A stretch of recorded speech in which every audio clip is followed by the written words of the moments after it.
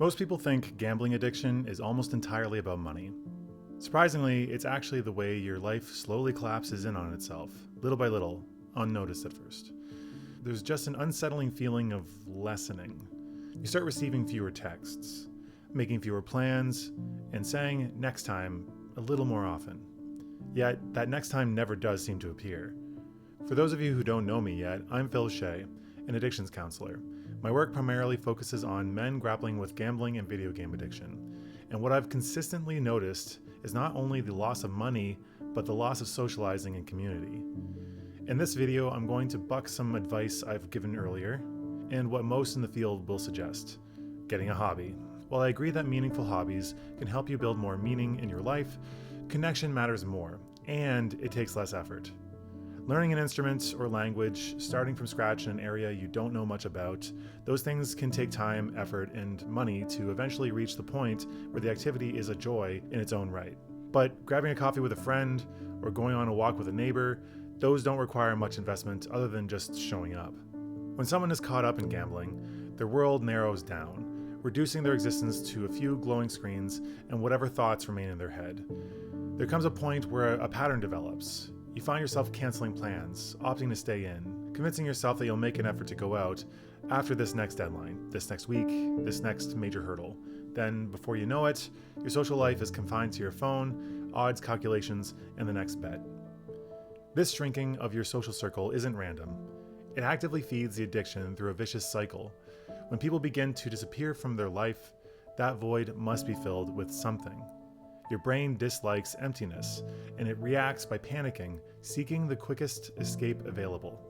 Gambling fills the void it fosters. It is immediate, intense, and always accessible. There's no need for coordination or vulnerability, and no one to disappoint, just you and the adrenaline rush. If you're nodding along at this so far, feel free to click the link below to book a call with me. There's no pressure, it's just an informal conversation. Philosopher Nick Riggle discusses an interesting and related concept: awesomeness. While it may sound like a term from a motivational dorm room poster, hear me out.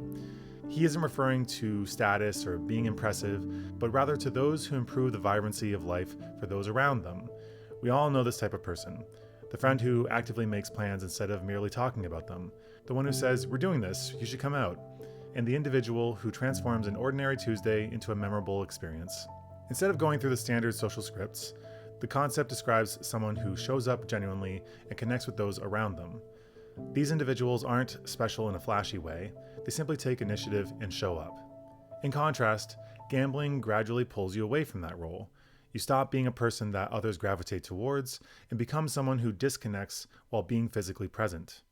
This shift is important.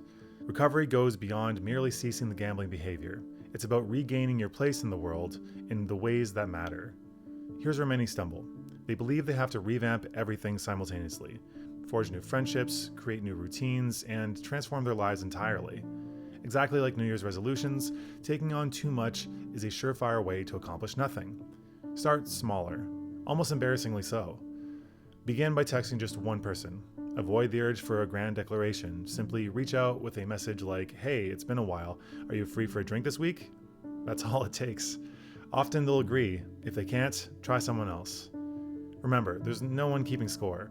Lots of people hesitate to reach out because they're afraid of being rejected, but, as the saying goes, nothing ventured, nothing gained. Next, remember that structure always beats motivation. Motivation is fleeting, lasting maybe 2 or 3 days at best when you're feeling inspired. After that, it disappears, leaving you with your existing habits. As William Faulkner put it, "I only write when inspiration strikes. Fortunately, it strikes at 9 every morning," because he knew that structure and consistency were key. No, instead of relying on motivation, create a structure that will exist regardless of your mood. Consider scheduling regular activities, weekly pool matches, board game nights, Sunday brunch, or hitting the gym with a buddy who will hold you accountable. On paper, these activities may seem boring or unglamorous, but they are surprisingly effective. They shape your week, providing a framework that your brain can rely upon, which calms it when it knows what to expect in the coming days. And with this kernel of consistency, community can grow. When you meet new people, you'll always have something impending to invite them to. So let's pause for a second. If you're finding value in this content, please consider subscribing. I regularly share insights that could help more people who are trapped in this cycle discover their path forward. Moving on, here's the final component of everything I've been talking about.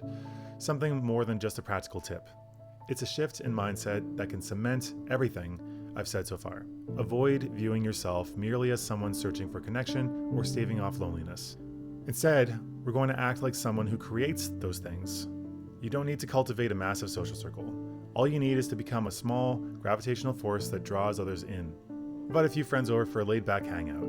Host a simple get-together. Identify a local cafe or pub and become a regular. There's no need for it to be extravagant. Remember, nobody is evaluating your social or hosting skills. Over time, you'll notice a change though. You won't just be the person who's alone with a gambling app. You'll become the individual people associate with good times. Now, it's natural to feel a voice in your head saying, people probably don't want to hang out with me. This voice tends to amplify when you've been isolated for a while. But remember, it's not particularly accurate. Most folks are too engrossed in their own lives to be critiquing yours, and many of them experience loneliness just as you do. Plus, social skills are skills, which means that the more you get out there, the more you'll connect with the true you, and the easier it will be to connect with others. Reaching out isn't strange. I have a theory that most people are lonely and bored. In our society, it seems to be true, roughly. So offering a spark into someone's life often garners a more positive response than you might anticipate. Beneath all these layers, there's a fundamental truth. Addiction turns you inward, creating a constricted existence, while connections with people help draw you back out. This process won't be perfect or instantaneous, and admittedly, it will feel awkward sometimes. But it works in a way gambling never can.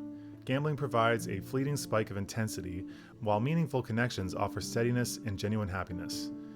They provide the comfort of conversations that may seem trivial but offer genuine enjoyment, shared laughter about insignificant moments, and stories that resonate when shared in good company. I follow the philosophy that the opposite of addiction is connection. Once again, I'll emphasize that this accumulation of community doesn't suddenly spike. It builds gradually. So if gambling has begun to dominate your life, focus on adding to your life in meaningful, healthy ways, crowding out what is subtracting from it. Take small toward steps in pursuit of a richer, more dynamic life, one interaction at a time. If you're seeking assistance on this path, actually constructing something meaningful that lasts beyond a brief moment of determination, feel free to book a call with me through the link below. Once again, I'm Phil Shea, an addictions counselor. Thank you for watching and have a great day.